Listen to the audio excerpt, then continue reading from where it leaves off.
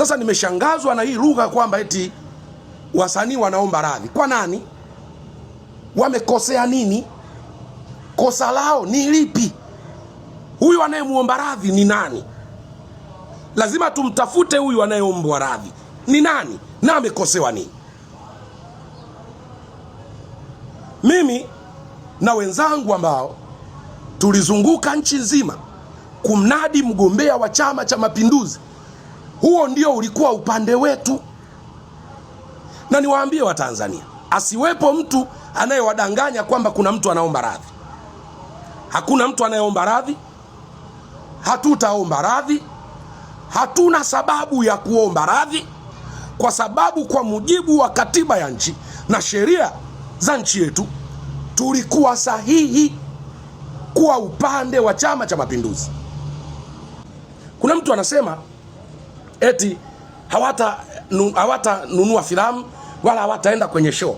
Usisahau kwamba huyu ambaye hatanunua filamu na hatakwenda kwenye show, yeye labda ni fundi seremala, yeye labda yeye ni fundi seremala, na mimi sintanunua sturi. Yeye labda ni mamalishe, mimi sintaenda kula kwenye mgawa wake. Tunachohitaji ni umoja wa kitaifa.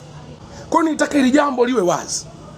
Sisi kama wasanii wa Tanzania, weidha utakuja kwenye show, weidha utanunua filamu ama hautanunua, hatuko tayari kuomba radhi kwa mtu yeyote.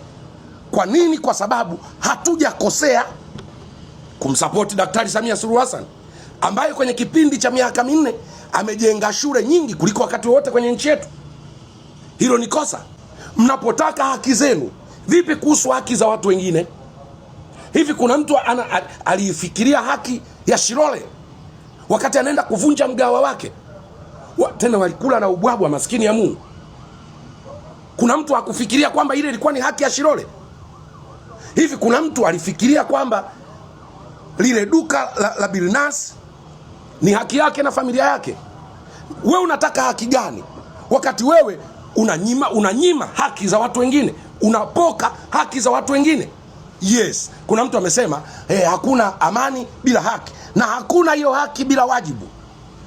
Nchi yetu ina sheria zake, ina katiba yake, na kwenye katiba ya nchi yetu ni haki ya kila mmoja kuwa upande wowote wa chama cha siasa anachokiona kinafaa.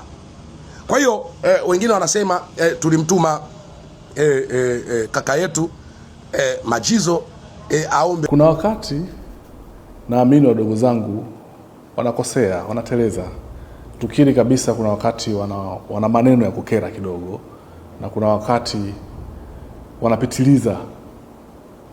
Naamini kibinadamu ni vizuri kukiri. Mimi kama kaka, kama mshikadau wa sanaa, nawaombea radhi kwa niaba yao ili kiwanda kiendelee kusonga mbele. Adhabu tutakayotoa ina madhara mengi makubwa, ndio maana natoka mbele yenu kuwaomba radhi kwa yale maneno kadhaa ambayo yalitoka, ambayo yaliwakera. Na naamini kabisa tukubaliane kwamba adhabu hii inaweza kukugusa hata wewe ambao unaiendesha sasa hivi hii movement. Kwa sababu tuangalie tu kwa kawaida, msanii kama Shilole tumemchomea eneo lake na tumembani mziki wake. Hebu niambie, vijana wangapi wamekosa ajira kwenye ile restaurant ya Shilole? Sio chini ya 200. Au madogo movement zao ya income yao inaweza kaa inazunguka nafika mpaka kwako. At the same time, bado kuna watu wengine tumewanyima nafasi kwenye production kama nilivyoongelea huko awali. Mtu kama Diamond, ndio inaweza kana ametukera au anatukera, lakini Diamond ni kweli tunataka tumuue kabisa asiwepo katika industry? Tujiulize, ni kweli tunataka tumuue Diamond? Diamond ambaye ametusaidia kumleta mtoto wa Uswahilini Konde, Diamond ambaye amemleta Rayvanny, Diamond amemleta Zuchu, Diamond ameleta Lavalava. Hao wote ni watoto wa Kiswahili maskini wenzake, amewashika mkono kuwaleta juu.